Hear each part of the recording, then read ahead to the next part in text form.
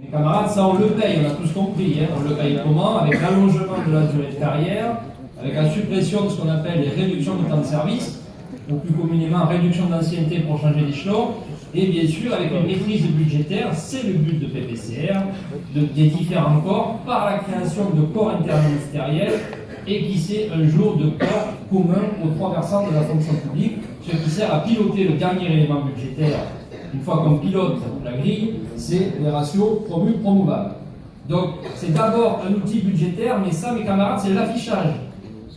Le deuxième élément de PPCR, c'est préparer une gestion régionalisée, ce qui va bien au GHT. Alors, ce qui n'est pas le cas à l'État. À l'État, aujourd'hui, la gestion des personnels reste globalement une gestion centralisée avec des commissions paritaires nationales.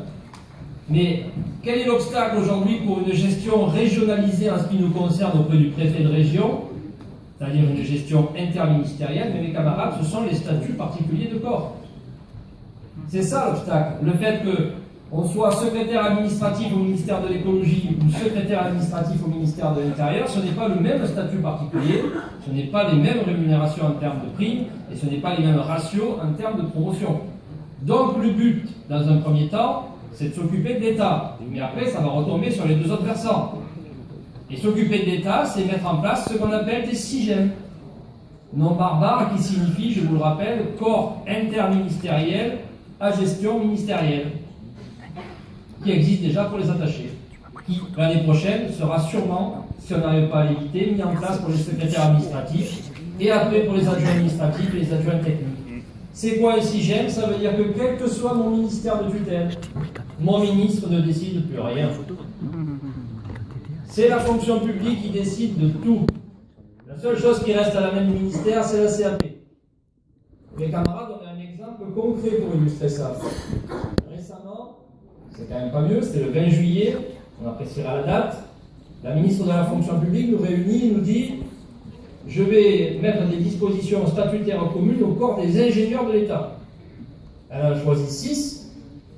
Elle laisse tomber pour l'instant ceux qui sont ingénieurs au ministère de l'Intérieur et ceux qui sont ingénieurs au ministère de l'Éducation nationale. Elle dit tous les autres, quel que soit leur ministère, je les gère pareil. Et là, mes camarades, qu'est-ce qui se passe? Il y a un corps, le corps des ingénieurs et travaux publics de l'État, corps emblématique, puisque FO est la seule organisation représentative dans ce corps de 6000 agents, il fait 80% de représentativité. Il dit: moi je veux pas être géré comme les autres parce que j'ai un engagement écrit, mes camarades, oui, enfin, de 2 ministres de la République, pas des moindres, Ségolène Royal quand même, et Emmanuel Cos, qui a écrit que moi je ne peux pas être géré comme les autres corps d'ingénieurs de l'agriculture, de ce que vous voulez, parce qu'on a en plus des missions techniques des missions d'encadrement, et ces missions d'encadrement font qu'on a 40 points d'indice, en plus de l'indice terminal de cette grille indiciaire qui est la leur, qui est hors échelle A. Et les 2 ministres écrivent: on veut que ce corps soit remplacé avec un indice terminal hors échelle B. Désolé, je vais me coucher ça. Ah, mais pour eux, on aimerait tous être hors échelle B. Déjà hors échelle A, c'est comme ça. Bon.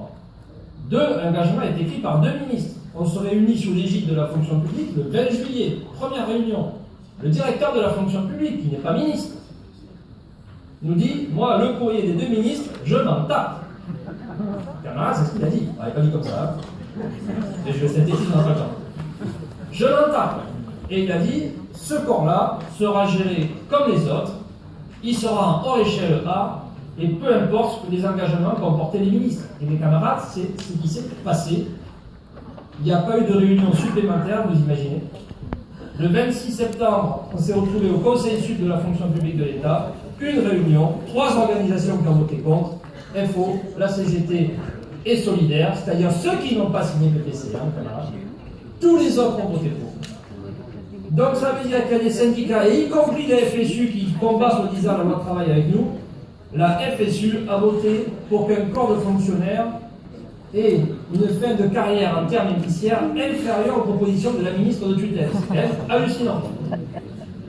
Et ça veut dire quoi, mes camarades? Si je mets ça bout à bout avec le décret qui va être discuté dans quelques jours, le décret qui va transformer la direction générale de la fonction publique en ce qu'on appelle la DRH de l'État, ce qui est un mot inapproprié parce que ce ne sera pas que la DRH de l'État. Ce texte prévoit que la direction générale de la fonction publique aura la main sur la DGCL pour les collectivités locales et sur la DGOS. Vous voyez ce que ça veut dire, les camarades? Ça veut dire quoi?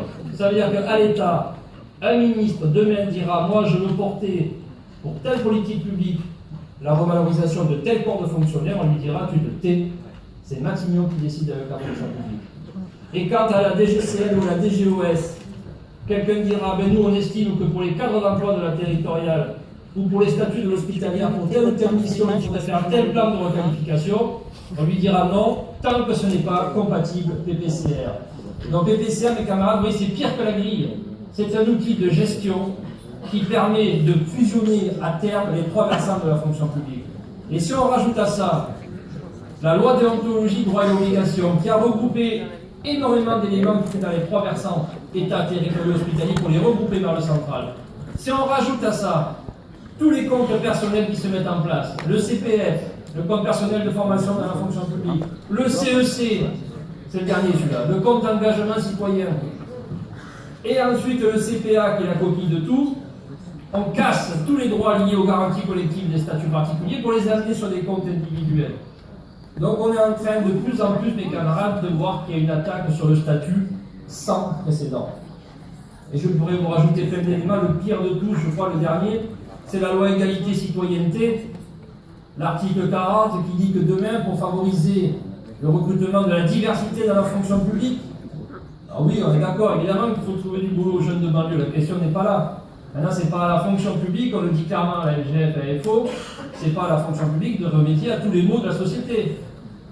Ok, il y a un problème de boulot, ok, il y a un problème de scolarité, mais regardons d'abord les problèmes sociaux et les problèmes éducatifs avant de dire que la fonction publique doit recruter, au prétexte de favoriser la diversité, des jeunes de banlieue qui n'ont pas de diplôme, parce que mes camarades, c'est ça qui est proposé.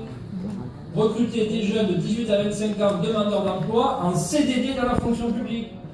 En CDD de 1 an, renouvelable une fois. Et si pendant cette période ils ont réussi le concours, parce que pour l'instant, heureusement, on leur demande encore de passer le concours, ils sont embauchés.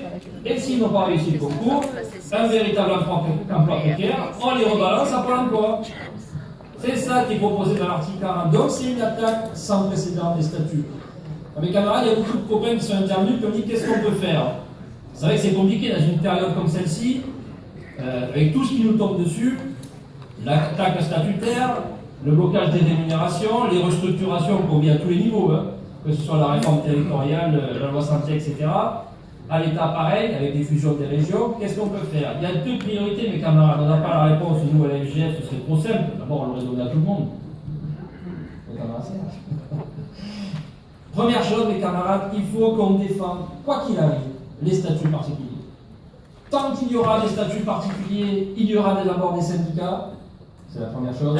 C'est pas aussi évident, mais c'est évident qu'il n'y a plus de statuts particuliers, il n'y a plus de syndicats. Donc il faut des statuts particuliers. On doit les défendre, on ne doit pas se faire attraper à un moment donné par une sorte d'utopie qui dit que si on fusionnait tel corps avec tel corps ou tel corps avec tel autre, ce serait mieux rémunéré. Non, ça a été dit par Gabi ou par Serge. On est sous la contrainte du pacte budgétaire européen, 3% de déficit public, qui, je le rappelle, doit être au bout du bout 0% de déficit public. Donc, tout est fait pour privatiser et diminuer la masse salariale. Tous les candidats à la présidentielle, vous l'avez vu, c'est à celui qui fera la plus belle proposition. Hein, j'en supprime 300 et toi 600, et moi je supprime le statut. Enfin, c'est celui qui m'a tapé la queue du Mickey, comme on dit à la LGF. Pour ceux qui faisaient du manège plus jeunes. Bon.